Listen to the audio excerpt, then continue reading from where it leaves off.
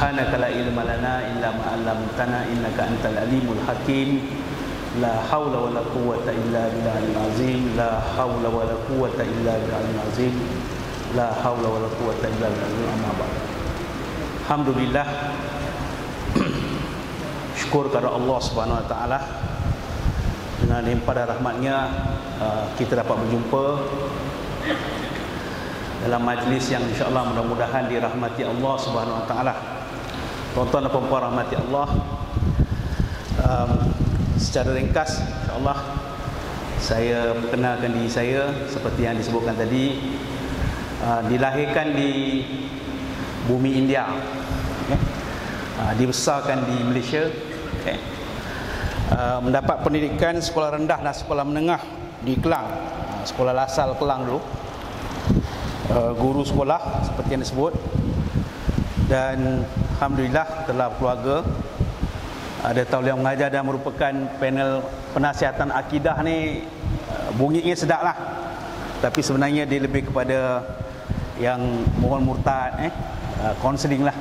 Biasanya hari Ahad, hari Jumaat ke Jabatan Mufti adalah klien, klien yang biasanya yang berlatar belakang daripada agama Hindu. Dia akan serahkan kepada kita untuk kita counselingkan dan nasihatkan dia, insya-Allah. Tuan-tuan dan puan-puan rahmati Allah Subhanahu wa taala, telah berkeluarga ni anak saya. Sekarang ni dia tengah belajarlah di India. Dia pula pergi balik kampung bapak dia. Topik pada hari ini yang saya ingin bawa ialah tentang betapa besarnya kewajipan untuk kita melaksanakan dakwah, dakwah kepada non-Muslim ataupun dakwah kepada yang belum Islam adalah satu amanah, satu amanah. Kalau kita perhatikan tuan-tuan, kalau kita perhatikan sebelum kita pergi, kita sering dengan bangga dengan ayat ini. Bila turun je ayat yang terakhir, bahawa Allah telah sempurnakan agama kamu bagi kamu dan telah cukupkan nikmatnya bagi kamu. Dawaraditu lakum islami dina. Allah telah redha Islam sebagai menjadi agama kamu. Kita seronok. Tetapi sebenarnya ia datang dengan satu pesanan kepada kita. Adakah cukup? Bila Islam dah lengkap ni, apa yang kita nak buat? Kita lihat, sesungguhnya dalam surah An-Nahl ayat 16, surah 16 ayat 36, Allah mengutuskan pada setiap umat dia ini, Allah utus rasul untuk dua perkara utama. Ani'budullah, supaya mengajak manusia, marilah ani'budullah, sembahlah Allah, fajtanibu tagut, jauhi kesesatan. Inilah dua benda. Maknanya daripada Nabi Adam sampailah kepada Nabi Musa, Isa, Sulaiman, semua sampailah kepada Nabi Muhammad sallallahu alaihi wasallam. Inilah dia punya misi dan visi, kalau kita nak sebut. Maka hendak tanda tuan-tuan dan puan-puan rahmati Allah, kita sering sambut Maulid Rasul, sering berarak, banyak juga nasyid-nasyid. Assalamualaikum ustaz, ustazah, kami pergi sekolah, kami belajar Quran, kami belajar sunnah, kan? Kami sayang Allah, kami sayang Nabi. Sedap ingat dia. Tetapi implikasi kita kata, kalau kita kata kita sayang Nabi ini, apakah yang perlu kita buat? Cukupkah sekadar kita menyambut pada setiap tahun Maulidi Rasul, berarak, alhamdulillah, tetapi kita kena ingat sebenarnya Maulidi Rasul itu untuk mengingatkan kenapa Rasulullah diutus, kenapa para rasul ini diutus. Misi dan visi dia, ani'budullah, marilah sembah Allah dan marilah kita jauhi kesesatan.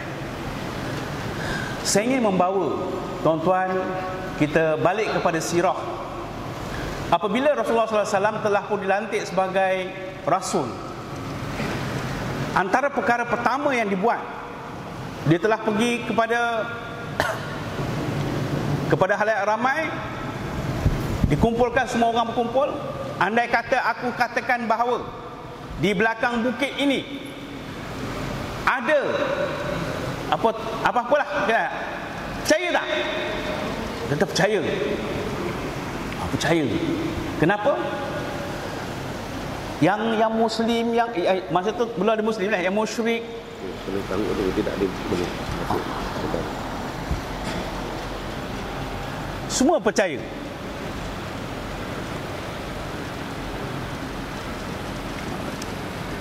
Allah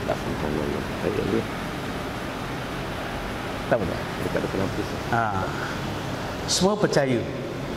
Sebab pun mereka yakin dengan Nabi daripada kecil, dah tahu dah Al-Amin. Kemudian Rasulullah sebut, aku ingin mengajak kalian, marilah kita selamatkan diri kamu dan keluarga kamu daripada api neraka. Rasulullah ngajak, aku ingin datang ke hadirat aku pada hari ini, nak mengajak kalian dan keluarga kalian ini, marilah kita selamatkan daripada api neraka. Maka rupanya bila Rasulullah sebut ni ada 3 golongan, tuan-tuan. 3 golongan ini, golongan pertama ini golongan yang dia tak kisah, cakaplah apa sekalipun, telinga kanan masuk, telinga kiri masuk, dia buat je. Golongan kedua, golongan yang dia prihatin. Dia tanya, ya Muhammad, kau khabarkan pada kami bagaimana untuk selamatkan diri kami daripada api neraka, bagaimana nak selamatkan diri keluarga kami daripada api neraka. Tell us, bagi tahu kami, khabar pada kami. Masya Allah, ingin tahu, ingin berubah. Dan ada pula satu golongan, ini Abu Sufyan, Abu Lahab, Abu Jahal. Dia kata, wahai Muhammad, apakah pasal ini kau panggil kami? Sia-sia je. Rupanya ada satu golongan yang akan menentang. Tuan-tuan dan puan-puan rahmati Allah, ini ialah dakwah. Dalam zaman mana pun kita akan jumpa manusia yang dia tak kisah. Dia tak kisah. Yang penting aku rasa apa, aku seronok, aku nak buat, aku buat. Aku tak nak buat, aku tak nak buat. Tapi ada satu manusia yang dia ingin tahu. Saya yakin bahawa tuan-tuan dan puan-puan rahmati Allah, kita dalam golongan yang kedua. Walaupun iman kita naik turun, kita dalam golongan kedua. Sebab itu Allah berikan kita sedikit rasa dalam diri kita, hari ini aku nak pergi masjid. Masya Allah. Nah ini bila kita, hati kita nak buat kebaikan, kita terdorong nak pergi masjid, surau benda-benda baik, maknanya Allah sayang kita, Allah nak pelihara kita. Masya Allah. Ya? Dan ada golongan yang sentiasa menentang. Maka begitulah, kita lihat misi Rasulullah untuk mengajak manusia kepada Allah dan menjauhi kesesatan. Kita sayang Nabi, kita kena teruskan misi dan visi ini. Maka saya, tuan-tuan, bila di Maktab Perguruan Persekutuan 26 tahun sudah, kemudian alhamdulillah penempatan pertama di Sekolah Menengah Agama Al-Ulum Ad-Diniyah, Sekolah Agama Dong, tempat yang Mazlan Idris kena bunuh. Kalau ada yang mungkin anak-anak bawah dia tak kes Mona Fendi, semua tu. Maka di situ alhamdulillah membantulah masjid, surau, buat talaqi musyafahah, buat macam-macam program. Saya perasan, tuan-tuan, saya perasan saya ini buat dakwah.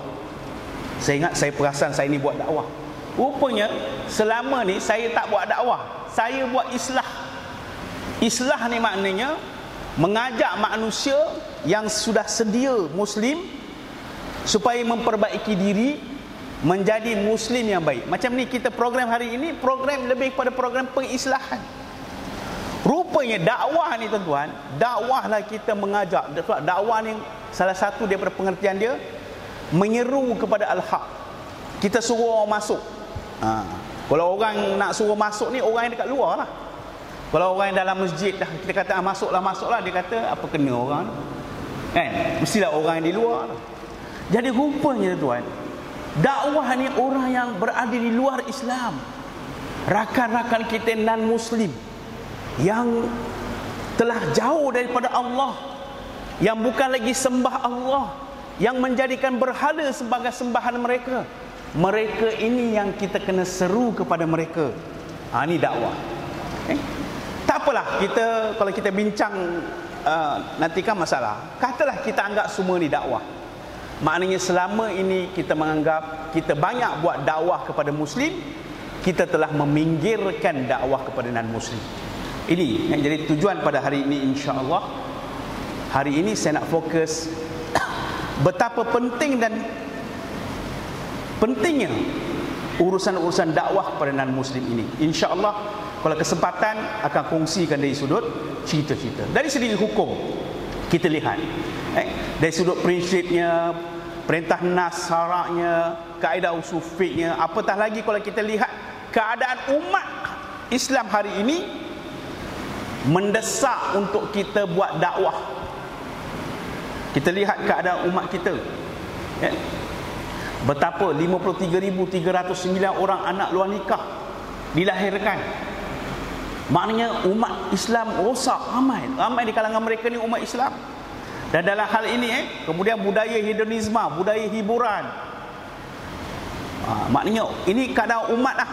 Tak usah cerita non-Muslim lagi. Ini keadaan umat kita yang Islam, yang lesu, yang dah jauh meninggalkan Islam. Macam-macam lagi program-program media, program-program judi secara halus, gelak, kaya, rodah impian, tak apa-apa lagi, merosakkan masyarakat. Okey. Dalam pada itu non-Muslim, maknanya dua-dua kita tenat. Yang Muslim pun kita kena jaga, yang non-Muslim pun kita kena buat. Maknanya kita kena seimbang, tuan-tuan. Yang non-Muslim pun kita kena buat, yang Muslim pun kita kena buat. Jadi kita kena ada pasukan. Macam saya merupakan juga salah seorang jawatan kuasa masjid di Masjid As-Salam, Bukit Sentosa. Jadi saya diberi amanah untuk dalam